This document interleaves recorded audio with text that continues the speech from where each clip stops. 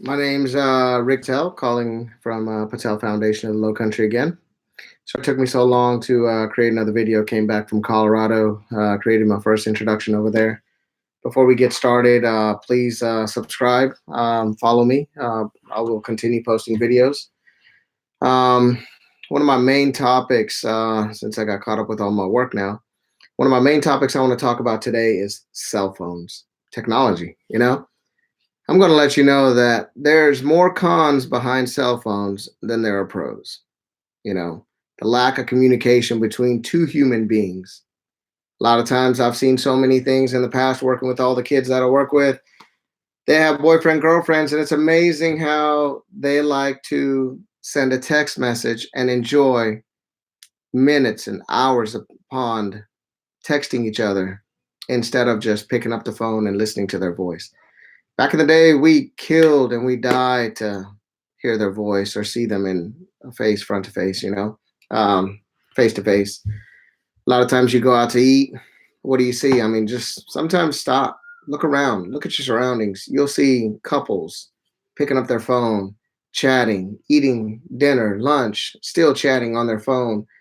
They cannot somehow disconnect. No matter how much they might say, I'm not addicted to my phone, they are addicted to their phone.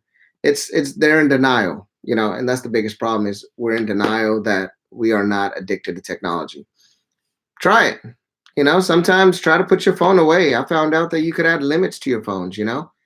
After 30 minutes, hour shuts everything down unless you bypass with a passcode to continue using that app.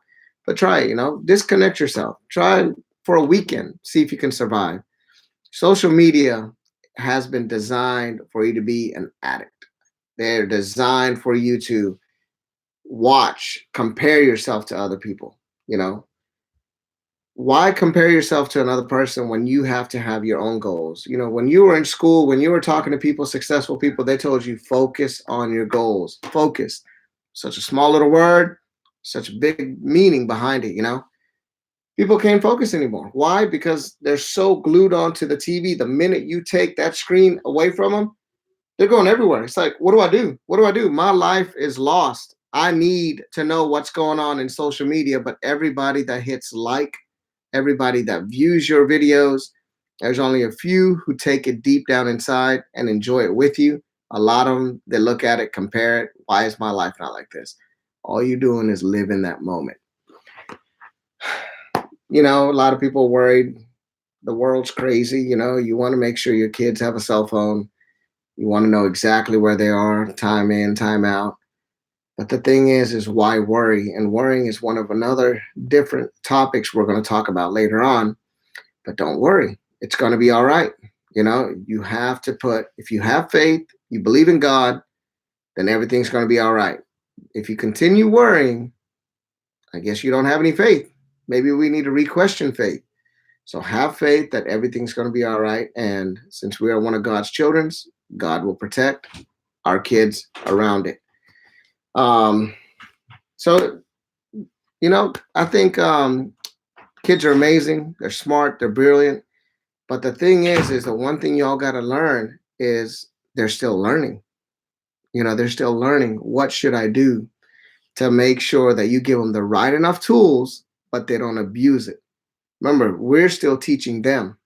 Yeah, there's a lot of things they can teach us too, we can learn from. Don't get me wrong. But we still need to teach them more discipline, more respect. So you need to put time limits on that phone. A lot of times these kids are like, they want to get on the games. A lot of times you tell them to do their homework, they don't want to do their homework. They want to stay on their phones. They want to stay on that iPad, watch YouTubes to see how other people make money. Now, what are you going to get out of that? Continue learning how somebody else does in life. Work. A lot of people at work, you would think like the 8 hours, maybe max 12-hour shifts that y'all work, you could detach yourself and focus. I mean, there's doctors who cannot stay off their phones. Pharmacists can't stay off their phones. You got these professionals along with the rest of the group that cannot stay off their phones. What do you need to know that's going on in life that you cannot dedicate your life to that business, that profession, where you need to make sure that there's lives on hand, you know, that's the biggest thing you got to think about.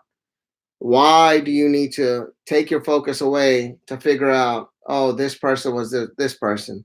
Oh, they went on vacation. Oh, let me just go on Facebook and hit likes. Let me see what's going on in the world. How about let's focus on and let's see what's going on with work? A lot of people question, why don't I get raises? Why don't I move up? Why don't they put more responsibility on me? Well, how can you put responsibility on somebody that continues not being focused, screwing up? You know, I mean, those are such key things that, like I say, cell phones play more cons than pros. Another thing, the biggest thing I'd like to tell you is, I know when I hire people in my group chat, you know, in my business, one of the biggest things I tell people is the biggest pet peeve I have is cell phones. Put them away. Detach yourself. When you come into a workspace, man, you could have the most worst day ever and you could have the best day ever coming in. And then when you come into work, you'll enjoy it. You'll love it. But the minute you check your text message, you could be having a phenomenal day at work. But if you check it and you find out that, oh, this person's talking about you, or, oh, they found out I did this, what do you think is going to happen to your day? What do you think is going to happen? You're going to ruin it. And then the whole atmosphere completely changes. You screw up, you make mistakes. The last thing you want to do is be a doctor and operate on somebody. Don't get me wrong, if you look at all the cases, there's a lot of screw ups even in the doctor field, So last thing you want to do is someone operate on you, leave tools inside of you, operate in the wrong body parts because they're too busy wondering what's going on outside of that field. Best thing to do, you might as well quit. Yeah, we all need money, but what's the point in having you if you're not going to dedicate yourself to that job? So, I'm very enforcing when it comes to that. I'm very enforcing with the kids. You have to make sure that you create that bond. Where is that? Where's that connection? Face to face. Let's meet. Let's talk. The interaction.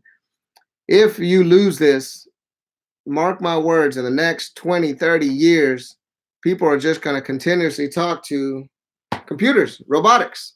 We're going to have, they already created emojis where people don't even like to see their face anymore. They rather have their emojis as their display. They're just not satisfied with what they look like. So I could see cosmetics coming on. We see plastic, but what about cosmetics meaning computerized? There's so many different things that are going to occur that we're going to detach ourselves from the real live world into the integrated world of technology, computerization. I don't want to keep this video too long. We're at 8 minutes.